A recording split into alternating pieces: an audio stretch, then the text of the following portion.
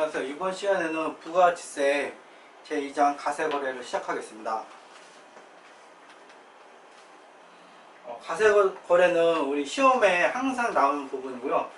부가가치세 관련해서 제일 중요한 부분이라고 할 수가 있습니다.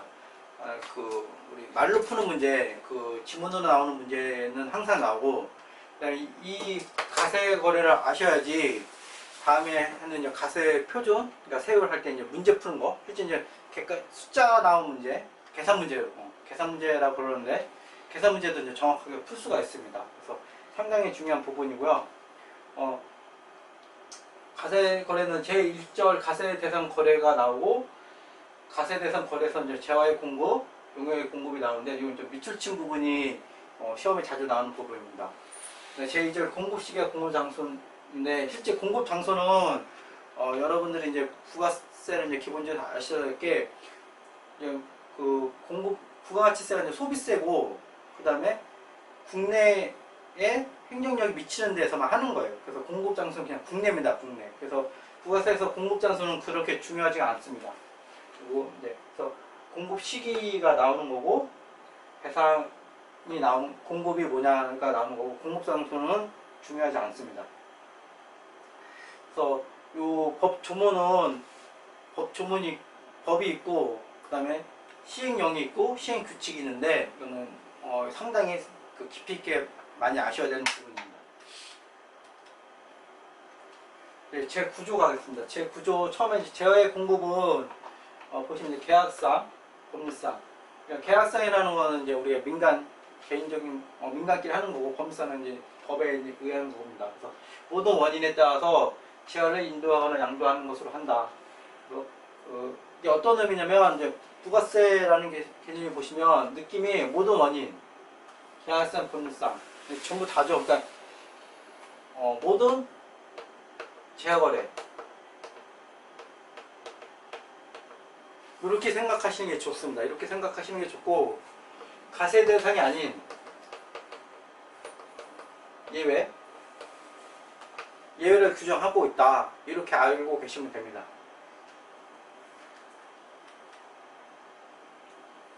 그래서 재화의 공급은 우리가 이제 실질적 공급이라는 표현이 있고, 실질적 공급은 일반적인 공급이에요. 우리가 이제 어디 가서 이제 물건을 사거나 용역을 받거나 그런 게 이제 실질적인 공급이고, 간접 공급은 형태로 보면은 거래가 아닌데 우리가 이제 부가가치세를 징수하기 위해서 국세청에서 공급이라고 의지하고 보는 거예요. 그래서 이제 자가 공급이라는 게 있고, 개인적 공급, 사업상 증여, 폐업시 잔존제어가 있습니다. 이제 자가 공급에서 이제 면세 적용이라는 게 있고, 직매장 반출, 비영업용 소형자동차 관련 부분이 있습니다. 이건 이제 차차 계속 나오니까 설명해 드리겠습니다. 이거는 이제 국세청 집행 기준에 나오는 겁니다.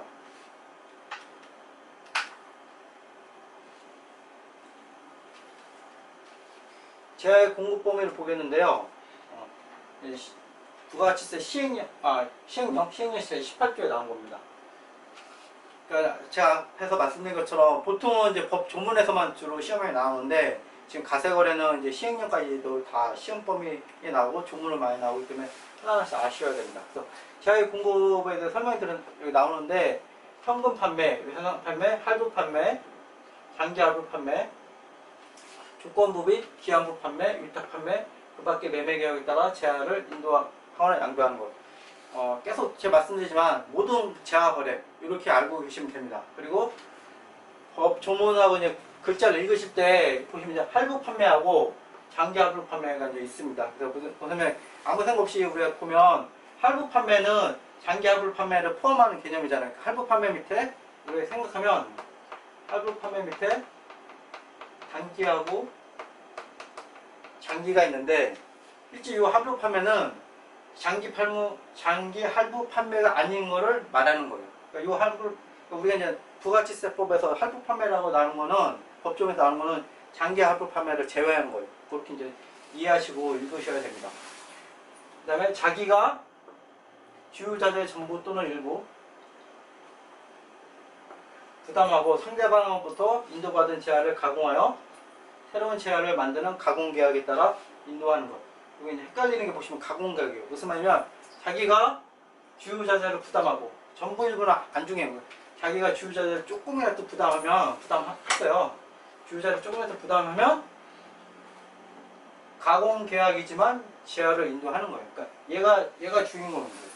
그러니까 제야가 주인공이기 때문에 우리가 이제 그 제야의 인도로 보는 겁니다. 제야의 공급을 보는 거예요. 용역의 공급이 아니라, 그러니까 가공이 주인공이면 용역의 공급을 볼 수 있는데, 우리 자재를 주인공으로 봤기 때문에 제야의 공급입니다. 그래서 주유자재가 조그만 데 있으면 제야의 인도로 본다는 게 나오는 겁니다. 그래서 이게 왜 나누면 이게 부가가치세를 잘 처음 접하시는 분들은 헷갈릴 수가 있어요.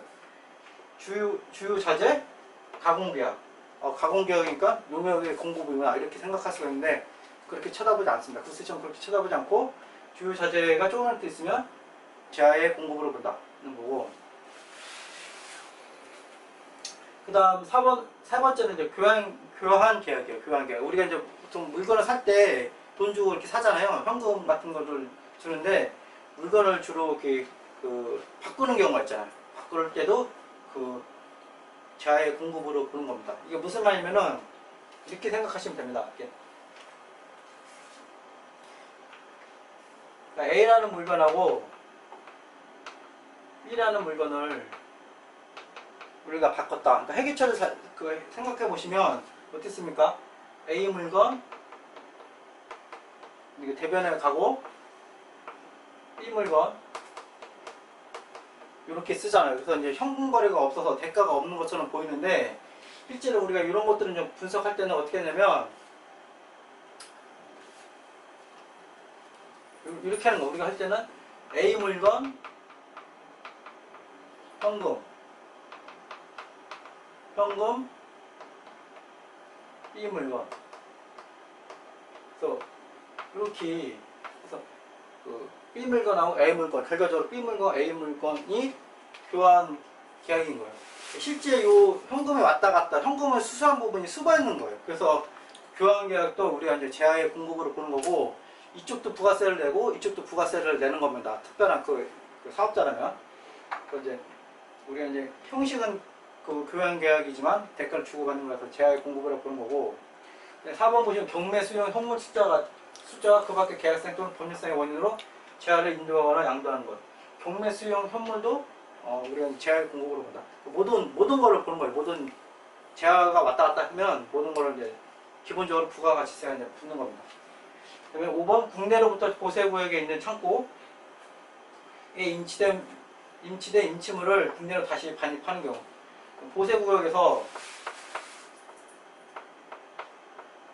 이렇게 다시 이제 국내로 반입하는 것도 우리 제야의 공급으로 보는 거다는 거고,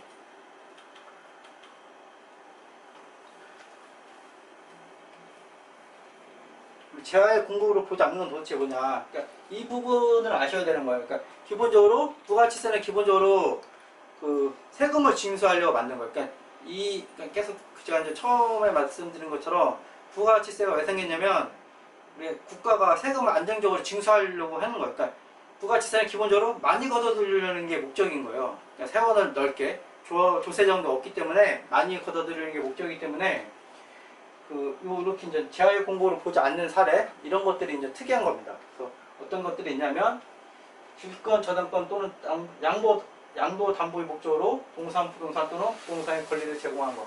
그러니까 담보죠, 담보. 쉽게 말해서 담보입니다. 아직 이제 담보는 왔다가 다시 오는 거잖아요. 그래서 이제 아닌 거고, 사업장별로 그 사업에 대한 모든 권리와 의무를 포괄적으로 승계시키는 사업양도. 사업양도도 우리가 이제 부가세를 이제 제야의 공급으로 보지 않습니다. 사업양도도 그냥 주인만 바뀌는 거잖아요. 주인만 바뀌는 거고, 그러니까 여러 가지가 이유가 있는데 쉽게 얘기하면 주인만 바뀌는 거다 뭐 이렇게 생각할 수가 있습니다. 그렇지만 사업양도도 우리가 이제 부가세를 끊을 수가 있어요. 부가세를 끊을 수가 있으면 부가세를 끊었으면 매입세와 매출세가 서로가 이제 0이 되고 있습니다. 그래서 이것도 허용해 준다. 근데 끊지 않으면 공급을 안 끊어도 된다. 옵션입니다. 옵션. 그 다음에 이제 물납하는 사업, 그러니까 국가한테 물납을 주는 거는 제야의 공급으로 보지 않는다. 국가가 이제 제가 국가한테 이렇게 제야를 공급해 주는 거잖아요. 제가 국가가 매입자니까 국가가 이제 부가가치세를 납부하는 거거든요. 그러면 국가가 납부해서 또 국가가 어차피 가져가니까 별 필요가 없잖아요. 그래서 이제 물납은 우리가 가세 제할 공고로 보지 않는 거고. 그다음에 4번 공매, 경매로 이제 매각되는 제한은 이런 것들은 보시면 이것도 이제 안 보는 이유인데 안 보는 거 왜냐면 이제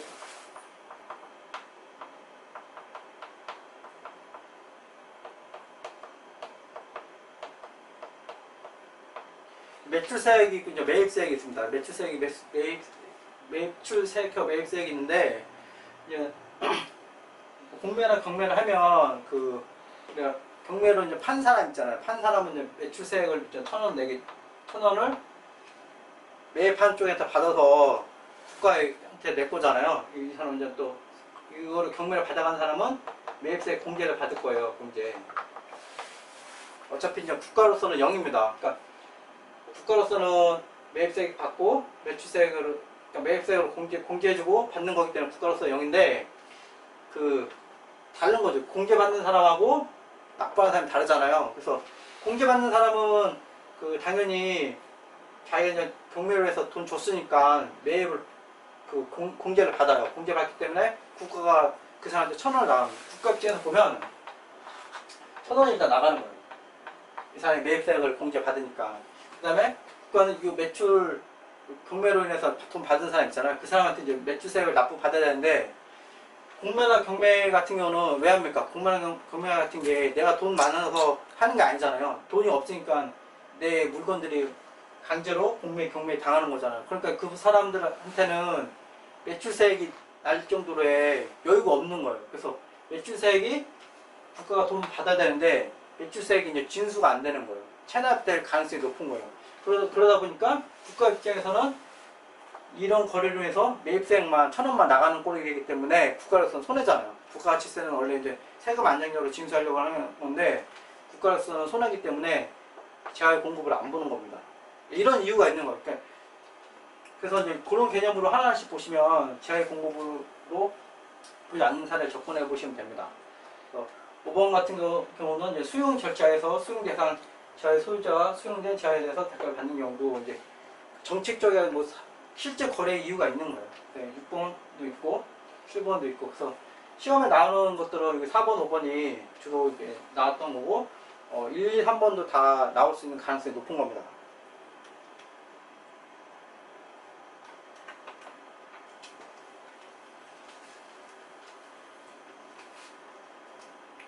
그 다음에 그 보시면 이제 위탁 가공, 사업자 위탁 가공을 위해서 원자재를 국외의 스탁 가공 사업자한테 대가 없이 반출하는 것. 요 때는 우리 이제 가세거 제할 공고로 보지 않습니다.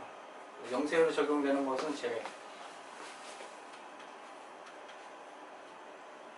그 다음에 제할 공급의 특례를 보겠습니다. 제할 공급의 특례가 이제 아까 우리 이제 그 제할 공급할 때 실질 가세하고 이제 그 간접 공급이 있었는데 구조가 그 실질 공급인 거고 요 10조가 간접 공급입니다. 그래서 간접 공급에 대해서 지금 말씀을 드리겠습니다. 간접 공급에 대해서 이제 말씀드리기 전에 기본 개념 다시 이제 부가세 우리 기본 개념을 아셔야 되는 것이 뭐냐면 제가 이거 하나 적어놨는데 이제 제조업이 이제 물건을 만들었어요. 물건을 만들어서 도매상한테 이제 소매업자 판 거예요. 그래서 매출액을 10,000원에 판 겁니다. 매출액을 파면은 이 사람이 이제 매출세액을 납부하는 거고 도매업자 같은 경우는 매출액 10,000원의 매입액이 되는 거고 매입세액 공제를 받는 겁니다. 매입세액 공제를 받고 이 도매업은 10,000원짜리를 소비자한테 15,000원에 파는 거죠. 15,000원에 파면서 우리 이제 부가세 1,500원을 국가한테 이제 납부하는 거죠. 실제로 이 1,500원 이제 소비자가 부담하는 거고. 그래서 이제 제조업자는 매출세액이 1,000원이니까 1,000원을 납부하는 거고 또 소매업자는 그 매출세액 매입세액 1,000원에 소비자한테 판 거 1,500원에서 1,500원에서 뺀 매출세액을 매입세액 뺀 500원을 납부하는 거고 그래서 제조업은 1,000원 납부 또 소매업은 500원 납부 소비자는 15,000원 하고 1,500원 준 16,500원을 내는 겁니다. 실질적으로 이제 소비자가 그 1,500원을 다 부담하는 건데 이 1,500원 중에 1,000원은 제조업자가 납부하는 거고 1,500원은 500원은 도소모업자가 납부하는 게 이제 부가가치세 이제 구조입니다.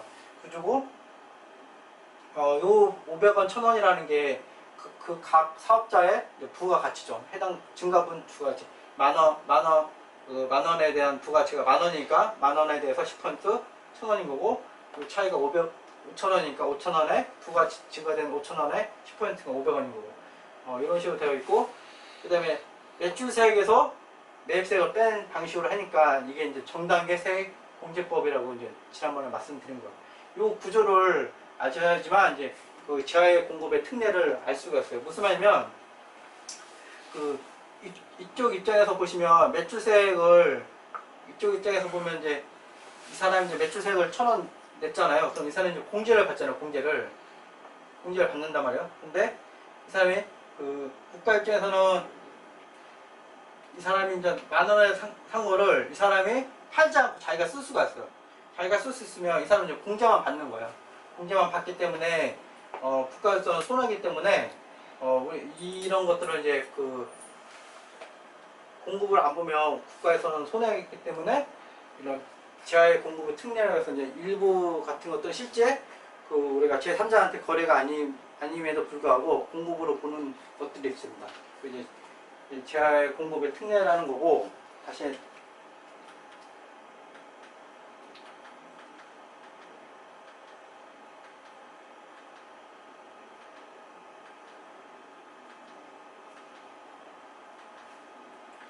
요게 이제 10조, 10조에 있고, 요게 이제 1항, 2항, 3항이고, 이런 식으로 이제 되어 있습니다. 그래서 요게 상당히 중요해서, 다시.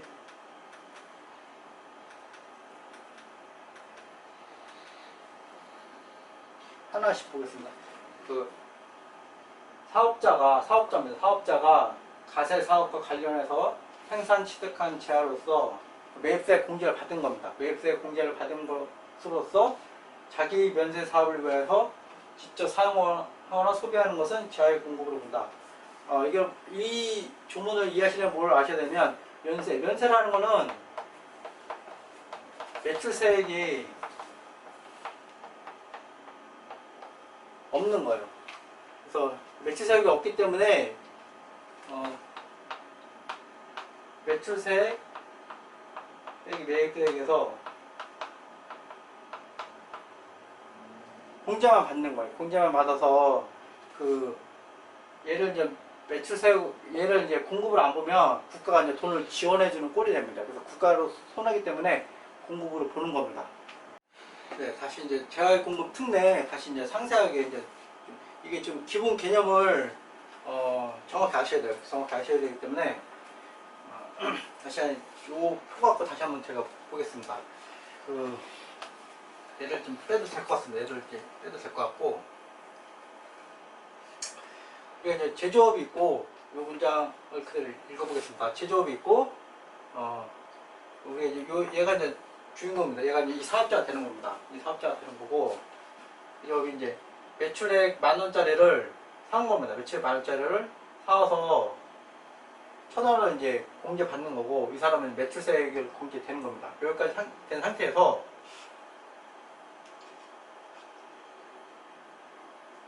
이렇게 된 거죠. 이렇게 된 상태에서 이 친구가 사업자가 자기 이제 면세 사업을 하게 된 거예요. 면세 사업에다 쓴 거예요.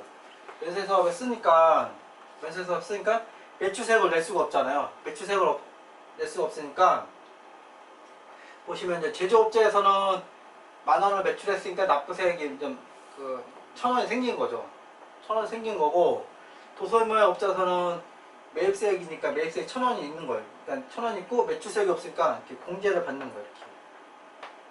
공제를 받기 때문에 국가 입장에서는 제조업자에서 매출세액 1,000원 받아서 도소매업자한테 매입세액 1,000원을 주는 거예요. 네. 영리되는 거예요. 그러니까 실제 거래가 있는데 국가에서는 납부할 게 들어오는 게 하나도 없는 거예요. 그래가지고 면세 사업에 쓴 거를 재활 공급으로 보는 거예요. 그 재활 공급으로 보면 어떻게 됩니까? 그러면 이 10,000원이 매출액 10,000원으로 가는 거고, 그죠? 그러면서 매출세액이 1,000원 생기는 겁니다. 1,000원 생기고, 이 친구는 매출세액에서 매입세액을 빼니까 0인 거고, 그래서 그 다음에 이제 총 국가적 입장에서는 1,000원이 되는 거죠. 그러니까 징수가 되는 거예요, 이게.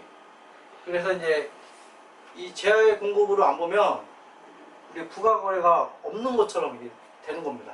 그렇기 때문에 도소매업자가 그 매입세로 공제받은 거를 다른 일반 그 제야의 공급으로 안 쓰고 다른 목적, 면세사업이나 다른 목적 쓰면은 제야의 공급으로 가세를 해야지 우리가 이제 부가세를 징수할 수 있는 목적으로 되는 겁니다. 그래서 그런 제야의 공급 특례를 만들어 놓은 겁니다. 일반적으로 무슨 말이냐면 다시 한번 말씀드리면 이 매출액이 나오는 거는 이 매입한 금액을 이 사업자가 외부한테 매출했을 때 이제 매출세가 생겨서 이런 구조가 나오는데 자기가 쓴 거예요. 자기가 써서 이제 소비하면 당연히 상대방이 없으니까 세금에서 안 끊을 거잖아요. 세금에서 안 끊으니까 매출세액을 거둘 수가 없잖아요. 거둘 수가 없기 때문에 국가적으로서는 이제 우리가 징수할 게 없기 때문에 손해입니다. 손해. 그렇기 때문에 얘네들은 얘네들은 이제 간주 공급을 해서 제야의 공급으로 보면은 매출세액을 이제 우리가 징수할 수 있기 때문에 국가가 이제 우리는 처음에 매입했던 세액을 매출세액을 1,000원을 징수할 수 있는 효과가 있는 겁니다. 그래서 이제 가세사업 관련해서 매입세액 공제를 받은 거를 면세사업에 쓴 거예요. 면세사업에 쓰면 매출세액이 발생하지 않기 때문에 환급이 발생하잖아요. 그래서 국가로서는 그게 손해잖아요. 그래서 제야의 공급을 보는 겁니다. 그래서 매입세액이 공제된 제야를 면세사업에 사용하면 가세로 보는 거예요. 그래야지만 이제 매출세액을 이제 부가세 받을 수 있기 때문에 그 다음 거는 똑같이 이제 사업 양도를 취득한 제야로서 사업 양도자가 매입세액 그 밖에 다른 매입세액 공제를 받은 제야, 그러니까 매입세액 공제를 받은 제야를 아까처럼 사업 양도를 취득한 제야로서 그 매입세액 공제 받았잖아요. 이걸로 이제 또 똑같이 면세사업을 쓰면은 우리 이제 공급을 보는 거예요. 기본적으로 중요한 단어는 매입세액 공제 받은 거를 매출세액이 없는데 쓰면은 우리가 제야의 공급을 본다. 이게 키포인트입니다. 이것도 0%이기 때문에 매입세액 공제 받은 거잖아요. 매입세액 공제 받은 거를 면세사업에 쓰면 제야의 공급을 본다. 이런 게 키포인트입니다.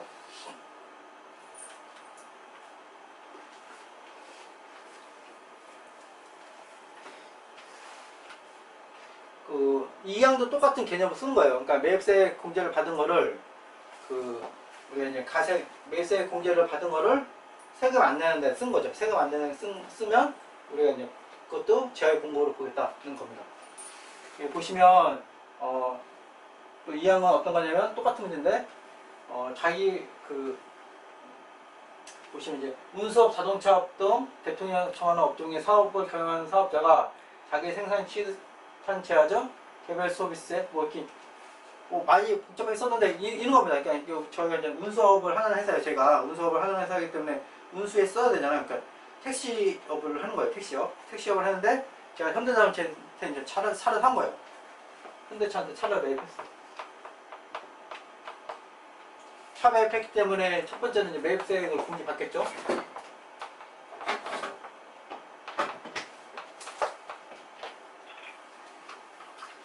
그런데 이 매입세액 공제를 우리가 이제 택시로 쓴 게 아니라 내부적으로 관리 목적으로 쓴 거예요. 관리 목적으로 내부적으로 우리 사업에 쓴 거예요. 다른 직접적으로 쓰지 않는데 직접 영업으로 사용하지 않는데 쓰는 거예요.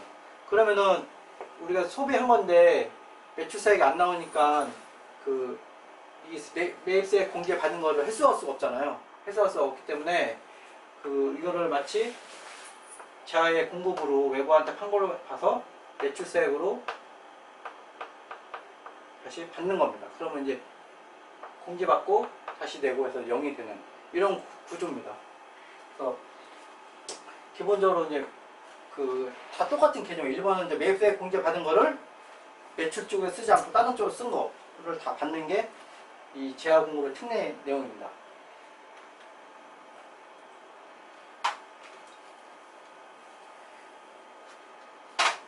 3번은 앞에 거 좀 다른 거고, 3번은 보시면 사업장의 둘 이상인 사업자가 판매할 목적으로 자기 사업장에 대해서 반출하는 것은 제하의 공급으로 본다고 그랬는데, 여기 사망을 그림으로 좀 제가 보겠습니다.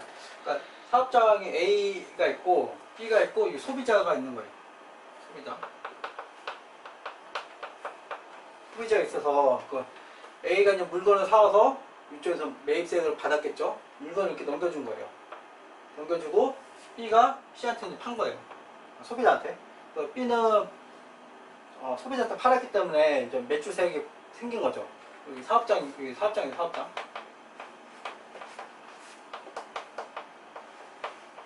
그리고 부가가치세는 그 사업장 단위로 가세하기 때문에 우리가 이제 납부세액이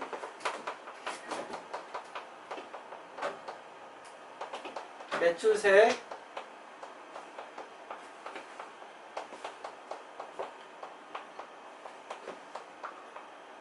납부세액이 매출세액 빼기 매입세액인데, A 사업장 같은 경우는 매입세액만 있고 B 같은 경우는 매출세액만 있는 거예요.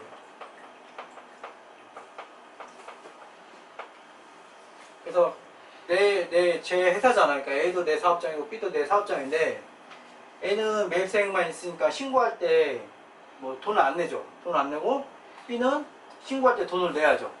돈을 내는 겁니다. 돈을 내고, 얘는 그 신고할 땐 돈 안 내지만 나중에 환급 받잖아요.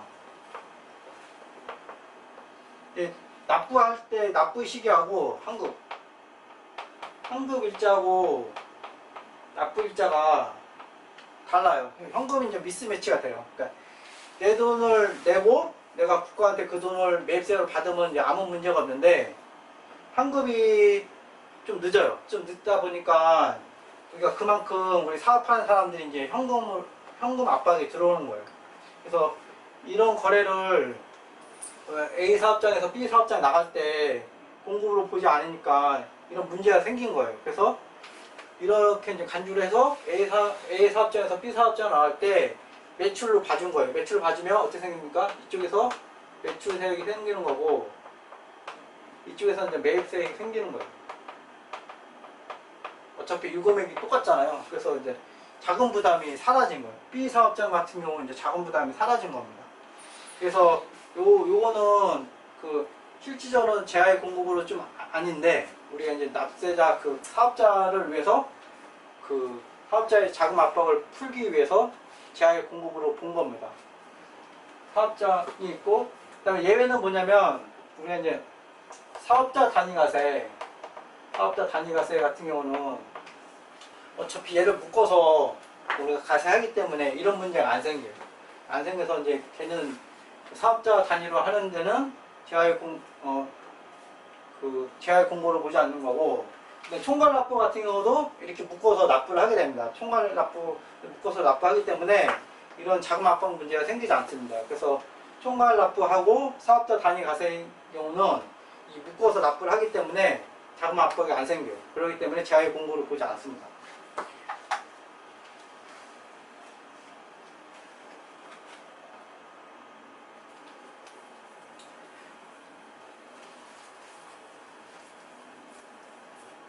그러니까 아까 지금 보는 1번, 2번, 3항이 우리는 자가 공급을 얘기한 거예요. 자가 공급을 얘기했는데 1번, 2번하고 3번이 성격이 좀 다릅니다. 이거는 매입세 공제 받은 거, 매입세 공제 받은 거를 회수하기 위해서 우리가 이제 그 제하의 공급으로 보는 거고, 3번 같은 경우는 자금 압박 때문에 제하의 공급으로 봐주는 거예요. 성격이 좀 다릅니다. 1, 2, 3항이 자가 공급이라고 저희가 그러고, 4번 같은 경우가 읽어보시면 사업자가 자기 생산 취득자가 매입세 공제를 받은 겁니다. 매입세 공제 받은 거를 개인적인 목적이나 자기의 개인적인 목적이나 사업자의 개인적인 목적이나 사용인 그 밖의 자가 대가를 받지 아니하거나 시가보다 낮은 대가를 받는 경우는 제하의 공급으로 본다. 똑같은 거예요. 그러니까 매입세 공제를 받은 거를 자기가 쓴 거예요. 자기가 쓴 거. 그러니까 쓴 거는 똑같아요. 1항하고 2항 쓴 거는 똑같은데, 이 4항 같은 경우는 자기가 쓴 거예요, 자기가.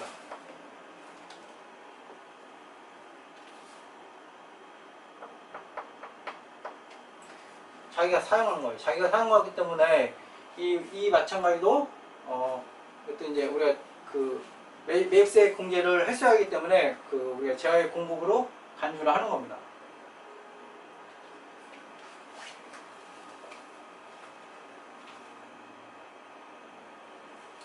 그리고 마찬가지로 근데 사업자가 실비 병상적이거나 복리 수행적인 목적으로 사용인의 대가를 받지 아니거나 시가보다 낮은 대가를 받고 제공하는 것으로서 대통령이 정하는 또는 일본의 재활 공급은 뭐냐면 이제 복리 수행 목적으로도 사는 것도 있잖아요. 뭐냐면 이제 책을 예를 들면 조그만 걸로 사가지고 직원들한테 복리 수행 목적으로 준 거예요. 이거는 봐주는 거예요.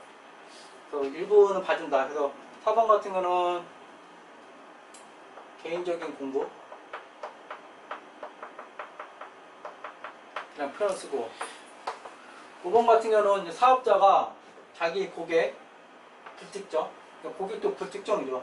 불특정 고객이나 불특정한테 증여하는 경우, 이것도 이제 매출이 안 일어났으니까 매출세액을 끊을 수가 없잖아요. 그래서 이제 매입세액을 이제 우리가 이제 다시 회수할 수 없기 때문에 이런 경우도 재화의 공고를 봐서 매입세액 공제받은 거 다시 환수하게 되는 겁니다. 5번 같은 경우는 사업상 증여라고 표현을 씁니다. 사업자가 매입세 공제를 받은 거를 자기 고객이나 불특정 다수에게 증여하는 경우는 우리가 이제 재화의 공고로 봐서 매출세액을 받는 겁니다.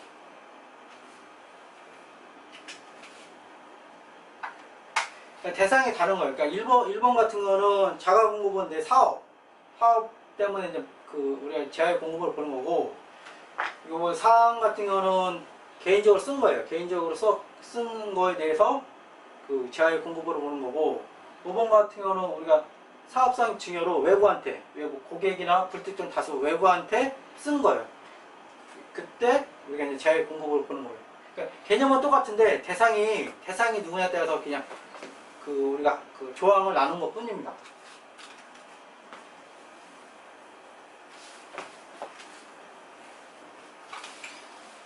그 다음에 6항은 뭐냐면 사업자가 폐업할 때 우리가 이제 매입세액을 받았어요. 매입세액을 우리가 이제 매입했으니까 매입세액을 공제를 받았는데 폐업하면은 그 매입한 거를 매출하지 않는 거잖아요. 매출하지 않기 때문에 그러면 매출세액을 이제 징수하지 않을 거냐. 근데 폐업한 다음에 그 물건이 어디 갔습니까? 물건이 결국에는 앞에처럼 자가공급하거나 사업자 증여를 하거나 뭔가를 하겠죠. 폐업한 물건을 가만 놔두지 않을 거잖아요. 이 사람이 팔 거잖아요. 그러니까 폐업하니까 사업자가 아닌 무슨 얘기냐면 사업자일 때 매입세 공제를 받은 거예요. 이 사람이 이제 폐업했어요.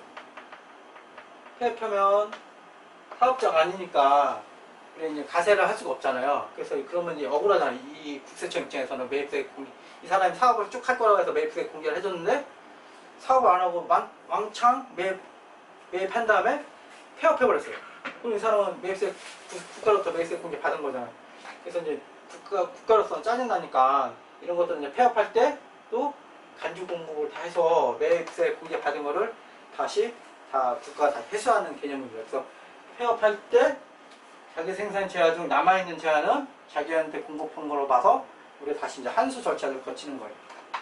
그래서 우리 재화 공급의 특례 부분은 매입세 공제 받은 거를 다시 환수하는 그런 개념이 있는 겁니다. 또 그런 개념으로 좀 많이 받아두시면은 이해하기가 쉽습니다.